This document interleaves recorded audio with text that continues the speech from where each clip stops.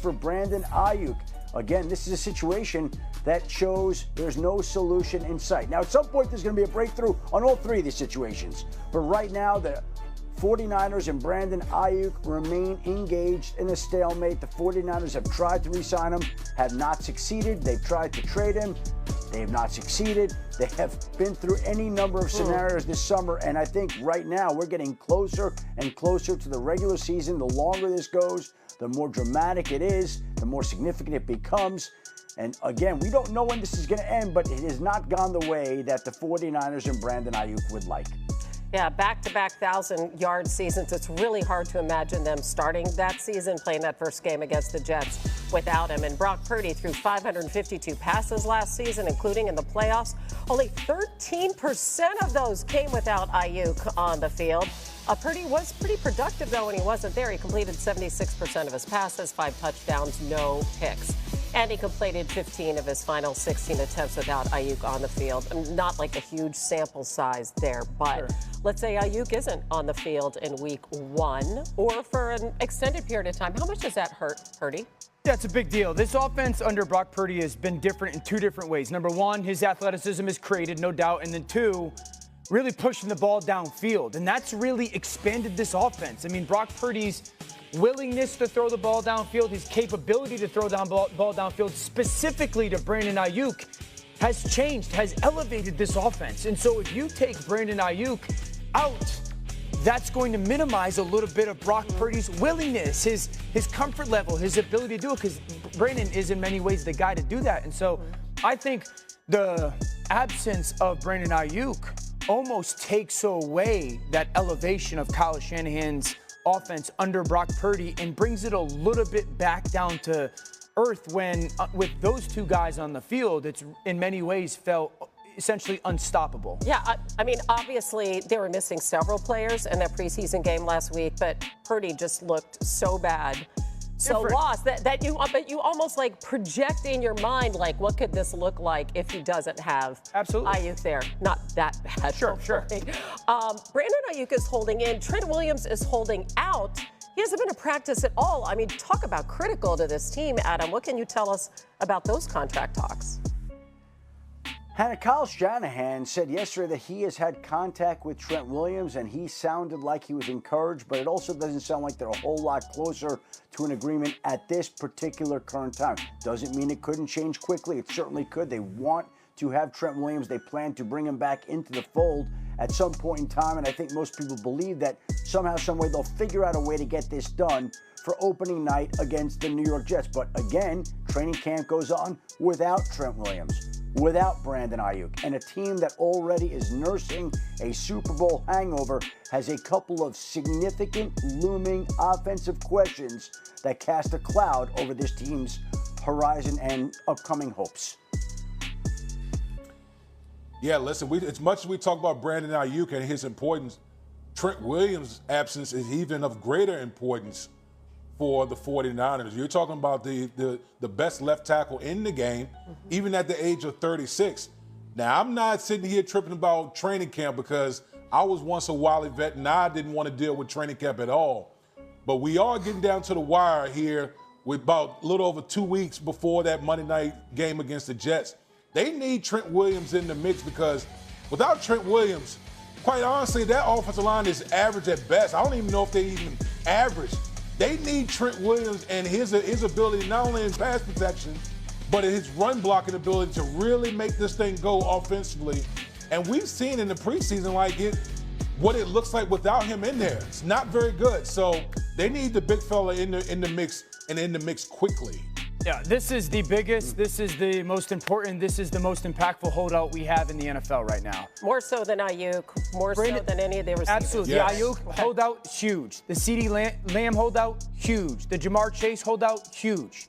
And they're not as important as Trent Williams. Woody just kind of laid it out. He's the best football player. He is the best guy playing football, not named Patrick Mahomes. He's that good of a player. And if he doesn't get back and playing to the level that we expect him to and that we're accustomed to significantly, or San Francisco is significantly less of a football team. I mean, Woody, look at these numbers, fella. They run to the left. They average over 6 yards a carry. When they need a touchdown, run the football, they go left. Trent Williams, so everyone knows, plays left tackle. They almost double their yardage going left than they do right. Yep. He's that important of a football player. So as big a deal as those 3 wideouts are, Yeah. it's not as big a deal as Trent Williams. Led the NFL in pass block win rate last season. And, I mean, just keep in mind in the prism of all of this that Brock Purdy is eligible for a contract extension after this season. It's coming. So he needs his left tackle. He needs his receiver. Come on, Down the folks, line. do it. Do it for the QB. No question. Let's go. All right. Time for some top stories. Adam, Jerry Jones said this week the Cowboys were having promising talks with CeeDee Lamb, and I feel like we are just in Groundhog Day here. So, Adam, are we any closer to a deal with CeeDee Lamb? Well, Hannah, happy Groundhog Day. We Yes. are not. Right now, the two sides have continued to wait each other out, and at some point in time, they're going to be able to narrow their differences and figure out a deal. But it doesn't look like that's happening today, although there could always be some last-minute talks. We'll see. But CeeDee Lamb and the Dallas Cowboys continue to remain engaged in discussions. We'll see if they can finally figure out a solution that will get Lamb back into camp. He has been missing all throughout. As for Jamar Chase, the Bengals wide receiver, similar story in the sense that he wants a new contract. The Bengals and he have not yet figured it out. He hasn't practiced during the spring. He hasn't practiced so far during training camp. And we heard Chad Ochocinco say last week that he doesn't think Jamar Chase will step on the football field again without a new contract. So we'll continue tracking that. And as A Love Island spoiler, and I'm really upset about that. Don't know it. I'm going to try to. I know. Not all of us are completely caught up, but Adam Schefter is caught up with all the news. Coming out of Atlanta, they've been doing a lot to shore up that defense and make that secondary happy. So what's happened with A.J. Terrell today? Well, Hannah, the Atlanta Falcons have been very busy over the last 8 days trading for Matt Judon, signing free agent safety Justin Simmons, and today signing their standout cornerback A.J. Terrell to a 4-year, $80.1 million contract extension that ties him to that franchise for years to come. Here's a player that they wanted to tie up. Now they actually have done that, and they will keep him there in Atlanta, a player that they had identified that they wanted to build around. He's been a standout since they drafted him, and today they wound up rewarding him in what has become the latest move for this Falcons franchise, signing A.J. Terrell and making him the second highest paid cornerback in all of football. Yeah, behind the Packers' Jair Alexander. All right, so let's take a look at what the Falcons have been up to. Making some steps to improve that pass defense. Last year, they ranked near the bottom of the league in interceptions. They ranked in the bottom half of the league in pressure percentage, and they added a couple of good ones last week. Woody, take us through it. Have they done enough? Matthew Judon, Justin Simmons, how do you like it?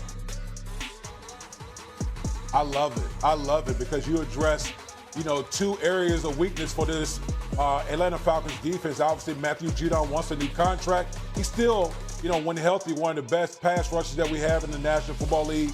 And now you have Justin Simmons to pair with Jesse Bates III to give the Atlanta Falcons one of the best safety tandems in the league. Both guys are playmakers on the back end. So you're talking about really helping this defense that we had questions about going into the NFL draft, and now they're able to get a pass rusher and a playmaking safety. I love what the Falcons have done. Haven't had a double-digit sack season since Vic Beasley back in 2016. Woo! Okay, now let's go on to Denver. Rookie Bo Nix named the starting quarterback. Here's Nix yesterday after receiving the news. It'll be a special moment, and obviously that's great to share with such a great player like John Elway, but definitely want to consider going out there and doing whatever I can do ultimately for the team. Doesn't matter when your first start is, doesn't matter if you have to wait or if you go right now. You just want to get out there and get the first win and ultimately compete at a high level and give your team the best chance possible.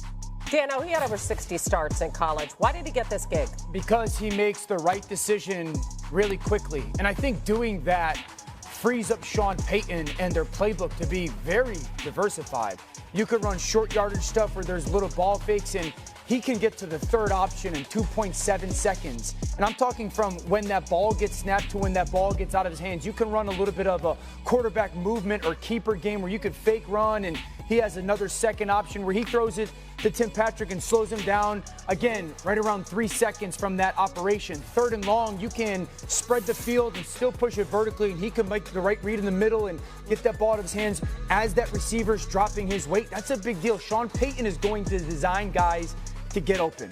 As long as you make the right decision in a very quick amount of time, you're going to get the ball in your hands, you're going to have completions, you're going to be efficient and rhythmic in offense, you're not going to take sacks, and there are going to be a lot of long drives. I think that's the main reason why not only won the job, I'm in. Chào mừng các bạn đã đến với kênh YouTube của mình.